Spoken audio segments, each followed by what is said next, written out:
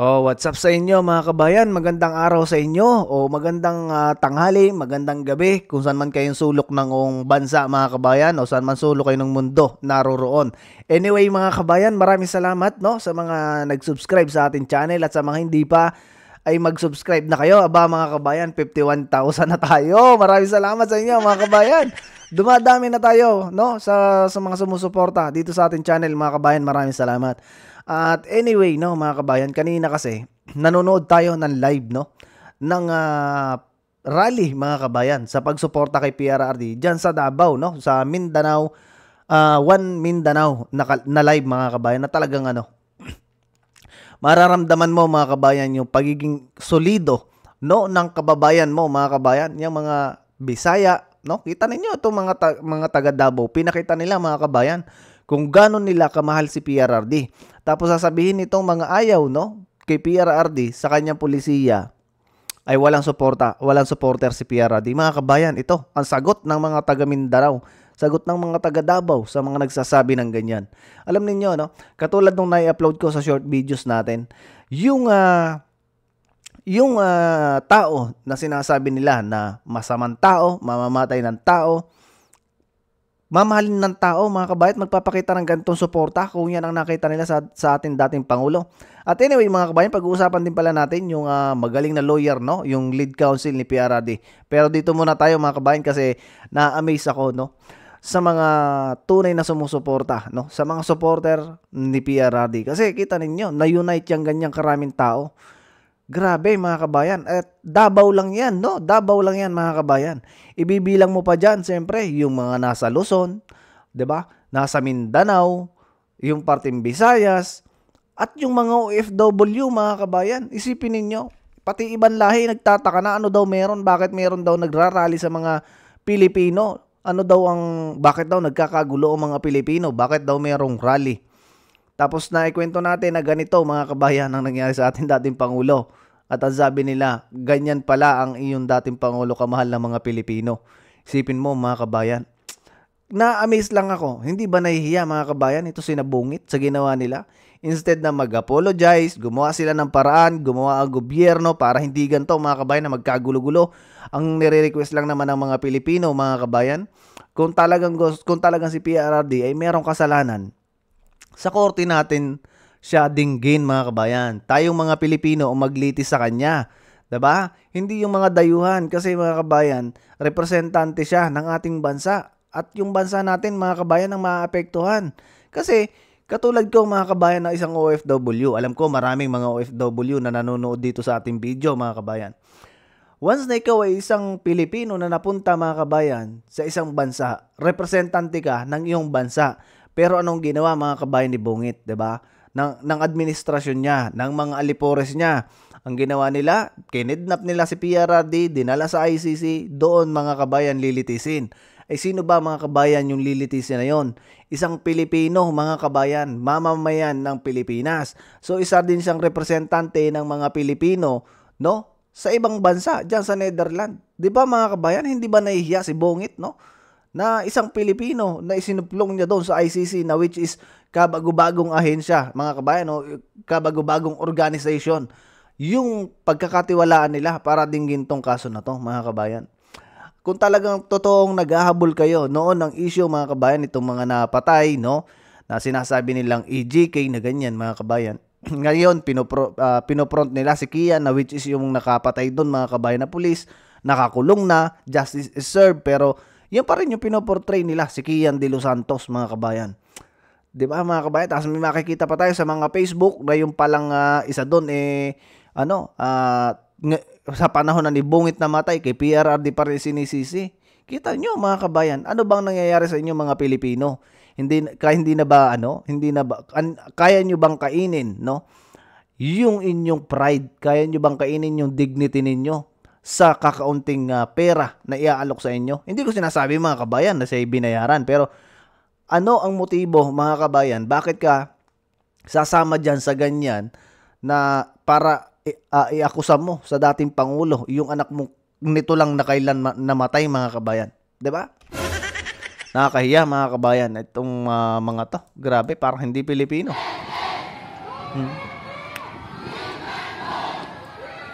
Yan, no? Kita nyo mga kabayan. Grabe, parang langgam. Ang kapal. Yan, mahiya kayo, mahiya kayo. Sana yung ICC, mga kabayan, nanonood. Sana yung ICC, nakikita nila. Kasi ito, mga kabayan, ipakalat ninyo yung mga videos na katulad nito, no? Na ang mahiya, mga kabayan, yung mga judge na yan. Nang mahiya yung mga nandyan sa ICC, mga kabayan. Kasi kita ninyo, lumalabas lang dito na mahal ng Pilipino yung dating Pangulo na inaakusahan nila at gigisahin nila dyan sa ICC na yan, mga kabayan. Yan. Yan, mga kabayan, kita ninyo. Buong mundo, mga kabayan, ang nakakakita. Lalong naging interesting, mga kabayan, ang Pilipinas sa buong mundo. Dahil dito sa nangyari, sa ginawa ni Bungit na kahihiyan sa ating mga Pilipino. Ayan, oh. Grabe, ang kapal. Davao pa lang yan, mga kabayan, ha?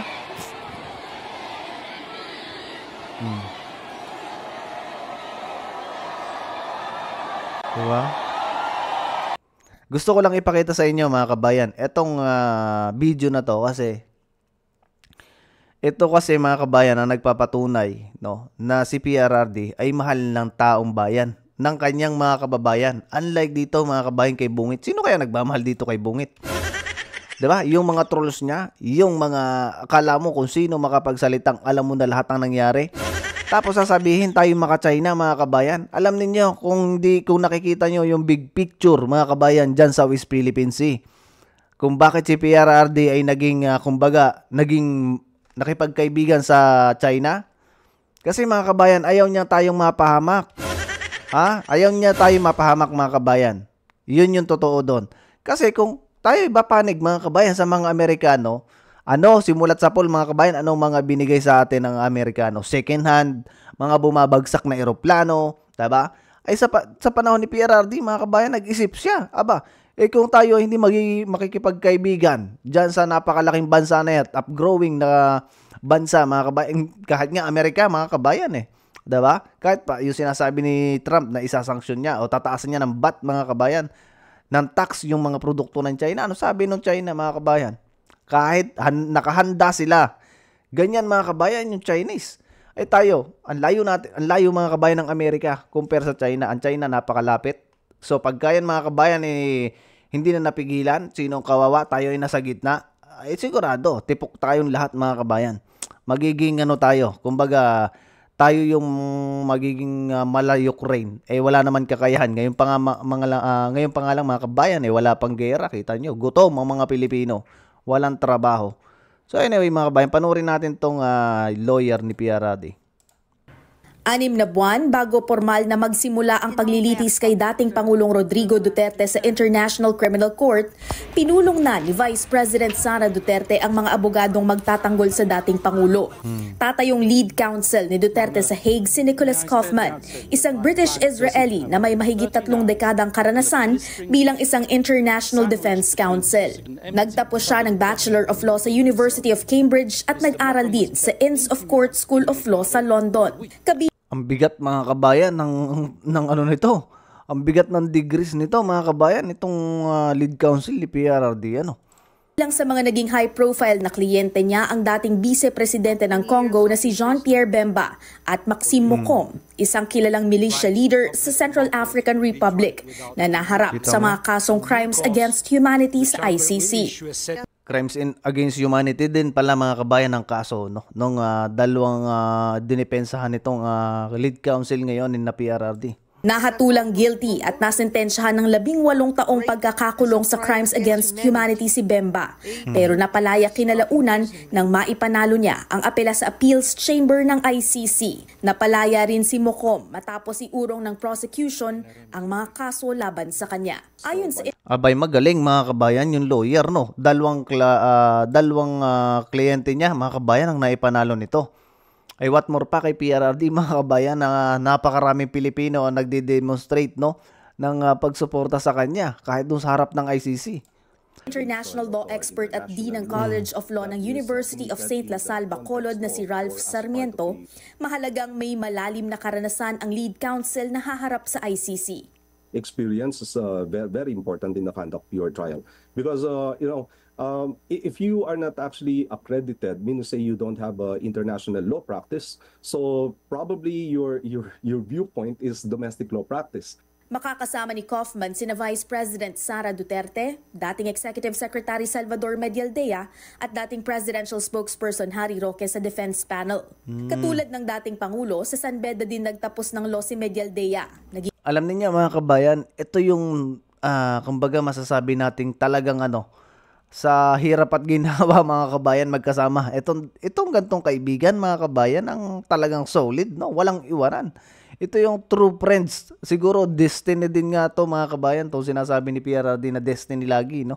Siguro destiny ni Medialdea at saka ni PRRD na magkasama, no? Bar examiner at may sariling law firm na kilala sa corporate law. Si Roque naman, kilalang abogado ng Public International Law at Human Rights bago pumasok sa politika. Kabilang sa mga naging dating kliyente niya ay ang napaslang na transgender na si Jennifer Laude, ilang biktima ng Maguindanao Massacre at ilang comfort women na biktima ng rape at mga abuso ng mga Hapon noong World War II. Ayon kay Sarmiento, hindi inaasahang pagbabawalan ng ICC si Roque na tumayo bilang abogado ng dating Pangulo kahit sangkot umano siya sa isang trafficking complaint laban sa isang pogo operator sa Pampanga. It does not affect his let's say capacity or skill or yung authority niya to represent former President Rodrigo Duterte. There's a risk of the possibility of the Philippine government requesting for his extradition back to the Philippines because we have I believe the Philippines and the Netherlands have a bilateral extradition treaty.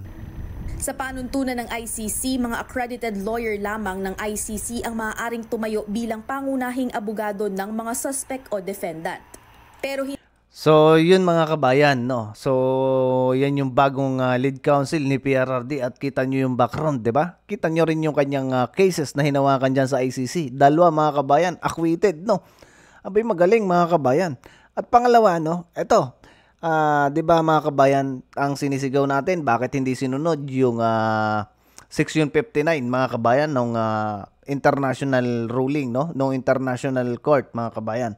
Hindi sinunod. Ngayon mga kabayan, binabato ni Claire, no, ni Attorney Claire, ay yung RA 9851, no? Basahin niyo na lang mga kabayan yung Section 17 ng kayo mismo, no? Kayo mismo yung makaintindi mga kabayan nung sinasabi niya. Kasi yung mga kabayan pinutol niya, no? Na nandun nga naman mga kabayan na sinasabi na talagang allowed, no, na mapunta dyan sa, kumbaga, international lang mag-handle. Pero may kadugtong yun mga kabayan at basahin ninyo na napakahaba kasi mga kabayan, no? At baka hindi natin maisa-isa at ma-explain sa inyo ng ayos kasi hindi naman tayo unang-una, hindi tayo abogado, pero naiintindihan natin mga kabayan yung batas. Mas okay, no mga kabayan, na matuto tayo sa mga batas mga kabayan kahit hindi tayo attorney o hindi tayo nag-aral ng abogasya kasi mga kabayan, lahat naman ng batas natin available sa mga website, no, sa website ng ating bansa. Mababasa niyo diyan kung sakaling kayo ay may mga doubt, no, sa nangyari dito kay PRRD mga kabayan. Kasi ang nilalabas nitong mga to talaga mga kabayan, kumbaga may kinikilingan sila. Instead na ang kilingan nila mga kabayan yung kababayan nila. O sabihin na natin mga kabayan, i-accept na natin mga kabayan na kung sakali man si PRRD ay merong ganyan na kaso, dapat sa bansa natin talaga siya dinggin. Kasi sa bansa natin, isa siyang Pilipino mga kabayan. Dapat dyan sa bansa natin siya dinggin, hindi sa ibang bansa. Nakakahiya talaga mga kabayan itong ginawa ni Bungit. International pa. Pero ito papabor to kay PRRD mga kabayan, sa mga pambato ni PRRD kasi pinakita nila na ganyan ang style ng pamumuno ni Marcos. Napaka-weak leader mga kabayan. Kasi kailangan mo pang isuko yung isang Pilipino sa dayuhan para sila yung maglitis. Pinalalabas lang niya mga kabayan na dito sa ating bansa ay talagang walang, kumbaga, hindi ganon ka yung ating korte, no mga kabayan. Parang pinangalandakan niya sa buong mundo na yung korte natin ay hindi ganon katibay. Kahit sa mga interview mga kabayan, ang gusto pa ni Claire Castro, sinasabi niyang gano'n, dapat daw, mas okay daw dyan sa ICC kasi hindi mapupolitika.